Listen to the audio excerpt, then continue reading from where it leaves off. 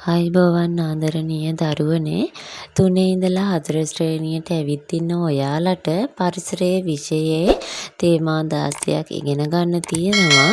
මේ තේමා 16න් පළවෙනි තේමාව තමයි අපේ යහපැවැත්ම කියලා කියන්නේ. ඉතින් අපි බලමු මේ අපේ යහපැවැත්ම තේමාවට ඇතුළත් වන විෂය කරුණු මොනවද කියලා. දුවේ පුතේ අපි මුලින්ම බලමු පිරිසිදුවට පිළිවෙලට ලස්සනට ඉන්න ඔයාලා වගේ පුංචි ළමයෙක් පිළිබඳ කවියක්.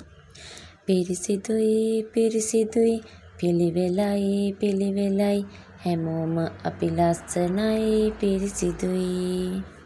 පන්තියේ ලස්සන අපි පාසලෙන්ම හොඳ අපි රටට සුවඳ මල් අපි මල් අපි. හරි දැන් ටීචර් ඔයගොල්ලන්ට පුංචි ක්‍රියාකාරකමක් දෙන්නයි ලෑස්ති වෙන්නේ. ඉතින් ඔයගොල්ලෝ ඔයාලා මූණ බලන කණ්ණාඩියේ ඉස්සරහට යන්න ඕනේ. ගිහිල්ලා කණ්ණාඩියෙන් බලන්න ඕනේ පුතේ ඔයගොල්ලන්ගේ බාහිර පෙනුම පෙනෙන්නේ කොහොමද කියලා. කොණ්ඩේ පිළිවෙලට තියනවද? ඇඳගෙන ඉන්න ඇඳුම පිරිසිදුයිද? පිළිවෙලට ඇඳලාද? ඊළඟට බලන්න ඕනේ නියපොතු කපලාද? දත් මැදලාද කියන දේවල් ටික ඔයගොල්ලෝ බලන්න ඕනේ. ඊළඟට අපි බලමු ඒ වගේම වෙලාවට වැඩ කරන හොඳ දරුවෙක් ගැන කියවෙන සිරිමත් කවි පන්තිය. දුවේ පුතේ මේ සිරිමත් කවි පන්තිය ලියලා තියෙන්නේ කුමාරතුංග මුනිදාස ශූරීන්. ඉතින් අපි බලමු මේ කවි පන්තියේ මොනවද මේ කියන්නේ කියලා. සිරිමත් මගේ සකී යහපත් ළමයෙකි නුවණත් තැත්තෙකි වැඩටත් සමතෙකි උදයම පුබුදී මුහුණට දියදී කුල දෙවි නමදී ගේ දොර හමදී.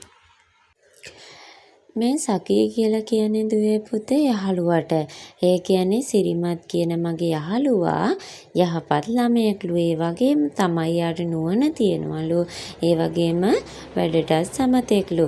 ඊළඟට උදයම පුබුදී මුහුණට තියදී. කියන්නේ උදයම පිබිදිලා මූණ සෝදගෙන කුල දෙවි නමදී ගේ දොර හමදී. කුල දෙවි නමදලා ගේ දොර අතු ගන්නවා කියලා තමයි මෙතන මේ කියන්නේ. ඊළඟට තියෙනවා පාඩම් කරනට පත පොතගෙන සිට සිත වෙන දෙයකට නොහරි කිසිවිට වෙලාව නොවැරද කෑමට ආසඳ ඔහුට වඩා සොඳ මහතෙක් කවරෙද. ඒ කියන්නේ පුතේ පාඩම් කරන්න පත පොත අතට ගත්තට පස්සේ එයාගේ හිත පාඩමටම තමයි යොමු කරන්නේ. කියන්නේ හිත වෙන කිසිම දෙයකට යොමු කරන්නේ නැහැ. වෙලාව නොවැරද කෑමට ආසඳ වෙලාව වරද්දන්න නැතුව කෑමට එනමලු. ඔහුට වඩා සොඳ මහතෙක් කවරේද? ඔහුට වැඩිය හොඳ මහතෙක් කොහෙද ඉන්නේ කියලා තමයි මෙතන මේ කියන්නේ. පාසල් යන්නේ දෙව්ලොව මෙන්නේ දැක දරුවන්ගේ මුහුණ පිපෙන්නේ. පාසල් යන්නේ දෙව්ලොව මෙන්ලු. ඒ දැක දරුවන්ගේ මුහුණ පිපෙන්නේ. ළමයින්ව දැක්කහම මුහුණ මලක් වගේ පිපෙනවා.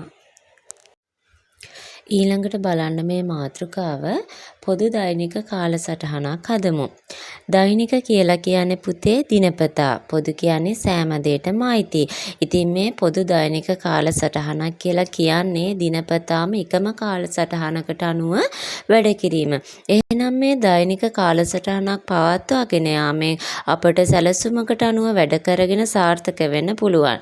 අනිත් එක තමයි નિયમિત වේලාවටත් වැඩ කරගන්න පුළුවන්. ඊළඟට අපි බලමු දුවේ පුතේ මේ වගේ කාලසටහනක් හදාගෙන નિયમિત වේලාවට වැඩ කිරීමෙන් ලැබෙන වාසි මොනවද කියලා. වේලාවට වැඩ කිරීමට හැකියවීම, කාලය ඉතුරු වීම, සැලසුමක් සහිතව කටයුතු කිරීමට හැකියවීම, ඉදිරි වැඩ සැලසුම් කරගත හැකියවීම තමයි මෙන්න මේ નિયમિત වේලාවට වැඩ කිරීමෙන් අපට ලැබෙන වාසි විදියට ගන්න පුළුවන් වෙන්නේ. ඊළඟට අපි බලමු નિયમિත වේලාවට වැඩ නොකිරීමෙන් ඇතිවන අවාසි මොනවද කියලා. ප්‍රමාද වීම, සැලසුමක් රහිත වීම නිසා වැඩ අපහසු වීම, ගැටලුකාරී තත්ත්වයන්ට මුහුණ පෑමට සිදුවීම තමයි નિયમિත වේලාවට වැඩ නොකිරීමෙන් අපට ඇතිවන අවාසි. ඊළඟ මාතෘකාව තමයි යම් කාර්යයක් નિયમિત කාලය තුලදී ඉටු කිරීමෙන් ලැබෙන වාසි. ගැටලුකාරී තත්ත්වයන් නැති නොවීම, වැඩ ප්‍රමාද නොවීම, කාලය ඉතිරිවීම, අන් අයගේ අගය කිරීමට ලක්වීම, පුරුද්දක් බවට පත්වීම, මානසික පීඩන ඇති නොවීම, කාර්යයන් අපහසු නොවීම අපිට මෙන්න මේ වාසි විදිහට ගන්න පුළුවන්. ඊළඟ මාතෘකාව තමයි යම් කාර්යයක් નિયમિત කාලය තුලදී ඉටු කරගත නොහැකි වූ විට සිදුවන අවාසි. ආවේගශීලී වීම, වැඩ අතපසු වීම, පිළිවෙලක් නැති බව, ගැටලුකාරී තත්ත්වයන් ඇතිවීම, අප්‍රසාදයට ලක්වීම, මානසික පීඩනය ඇතිවීම අපට මේ මාතෘකාව යටතේ කතා කරන්න පුළුවන්. හරි දුවේ පුතේ, අපි ඊළඟට ටිකක් ලොකු මාතෘකාවක් ගැන කතා කරමු. මේ මාතෘකාව තමයි පොදු ස්ථාන. අපි බලමු පොදු ස්ථාන කියලා කියන්නේ මොනවද කියලා. දුවේ පුතේ, පොදු ස්ථාන කියලා කියන්නේ ජාති ආගම් ભેදයකින් තොරව අප සියලු දෙනාටම අපේ කාර්යයක් කර ගැනීමට, සේවයක් ලබා ගැනීමට අපිට යන්න පුළුවන් ස්ථාන. උදාහරණ විදියට බලමු බැංකුව, රෝහල, පුස්තකාලය, බස් නැවතුම, මහා මාර්ගය, පොදු වෙළඳපොළ, පොදු වැසිකිළිය. මේවා තමයි පොදු ස්ථාන විදියට ගන්න පුළුවන්. තව පොලිසිය, පාසල, පන්සල, ඒ සියල්ලම පොදු ස්ථාන විදියට ගන්න පුළුවන්. ඊළඟට අපි බලමු මේ අපි කතා කරපු පොදු ස්ථානවලදී මිනිසුන් කරනු ලබන වැරදි හැසිරීම් මොනවද කියලා. මහා මාර්ගය, රාංචු වශයෙන් පාරේ ගමන් කිරීම.